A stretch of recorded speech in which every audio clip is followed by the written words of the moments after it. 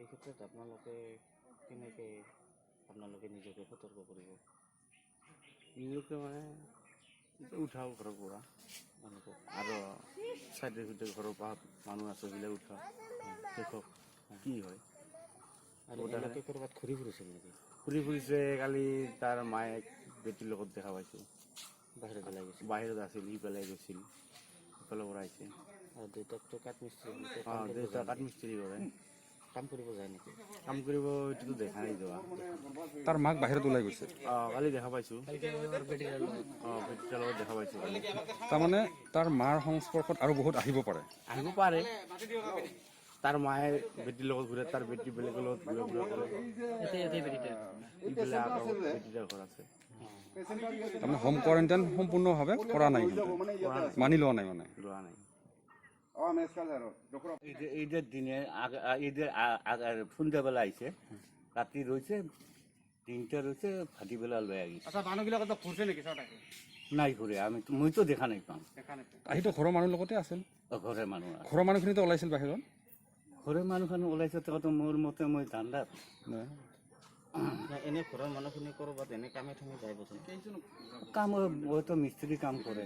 কামত গেছিল? কামত নাই যায়, ওদিনা নাই যায়। এইকেইদিনৰ ভিতৰত যায় না নাযায়? এই কদিন নাই যায়, নাই যায়। গাখীর তো ওরা আছে, কাহে কিনি নেই না নেই, ওটা মই ক'ব নাপাওঁ। আৰক্ষী বাহিনীৰ ছেক্ৰেটাৰী, মোৰ নাম তপন সিং অধিকাৰী। আচ্ছা, তেওঁলোকে ঈদেৰ আগদিনা জানিব পৰা মতে কুমাৰলে গোলগঞ্জত আছিল, তাৰে পৰা চাপৰত নমাই দিছে। যেতিয়া চাপৰত নমাই দিছে, চাপৰৰ পৰা টেম্পুত আহিছে তেওঁলোকে, আহি তালগুৰি নামি এনেকৈ খোজকাঢ়ি পোচাকৰ নিজৰ ঘৰত আহিছে। ঘৰত আহি তাৰ পিছৰ দিনা ঈদ খালে।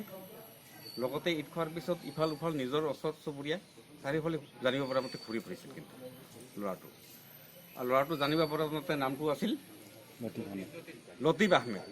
তেওঁলোকৰ দেউতাৰ নাম আছিল নাছৰুদ্দিন আহমেদ। তেওঁলোকৰ ঘৰ পোচাকা পাৰ্ট 1। কিন্তু আমি যিখিনি ইতিমধ্যে ৰাইজৰ পৰা জানিব পাৰিছোঁ, তদন্ত কৰি দেখা গ'ল যে এই ঘৰখন যিহেতু ঈদৰ কথা, গোটেই ওচৰ চুবুৰীয়া ইফাল সিফাল একদম গোটেই চাৰিওফালে চিচৰি গৈছে। এতিয়া আমি এই অঞ্চলৰ ৰাইজ, নিয়াৰেষ্ট মানুহখিনি আমি বিপদজনক আতংকিত হৈ পৰিছোঁ। এখন সেই ল'ৰাজন যিহেতু তেতিয়া নিগেটিভে আছিল, তেতিয়াতো কোনো পৰীক্ষা নিৰীক্ষা কৰা নাছিল না। এতিয়া দেখা গ'ল যেতিয়া চৰকাৰীভাৱে পৰীক্ষা কৰা হ'ল, তাৰ মানে পজিটিভ ওলাইছে। এখনতো ওচৰ চুবুৰীয়া মানুহখিনি আতংকিত হৈ পৰিছে, যিহেতু তেওঁলোকৰ ঘৰ ইফাল সিফাল আপ ডাউন গোটেইখিনি অঞ্চল লেটিঘেটি হৈ গৈছে। এইকাৰণে আমাৰ এই অঞ্চলত বিৰাট একটা মানে ভয়ংকৰভাৱে আতংকিত হৈ মানুহবিলাক পৰি আছে। এতিয়া আমি এতিয়া মতে অচি সাহেবক জনোৱা হৈছে। আমাৰ গাঁও পঞ্চায়তে যিসকল আমাৰ একটা টিম আছে আঞ্চলিক ভিত্তিত, তেওঁলোককো আমি জনাইছোঁ যে এতিয়া আমাৰ এই অঞ্চলটো যিহেতু আমাৰ একটা এই বৃহত্তৰ অঞ্চল গৈৰামাৰীৰ ভিতৰত প্ৰথম পৰ্যায় আমাৰ পোচাকা পাৰ্ট 1ত পজিটিভ ওলাই আহিলে। তেতিয়া আমি নিজকে একটা আচৰিত মানিছোঁ যে নিশ্চয় আমাৰ বোধহয় আমি ভালে আমাৰ এই অঞ্চলটো যাব বুলি ভাবিছিলোঁ। কিন্তু এওঁলোকে আমি আৰক্ষীকো জনাইছোঁ। আৰক্ষীৰ লগে লগে তেওঁলোকক মানে যিটো কৰিব লগা, পৰিয়ালটো আজি পোচাকা এই প্ৰাইমাৰী LP স্কুলত তেওঁলোকে কোৱাৰেণ্টাইনত আনি থ'লে। তেওঁলোকেতো আহিব নোখোজে। আমিও তেওঁলোকৰ ঘৰত গৈছিলোঁ।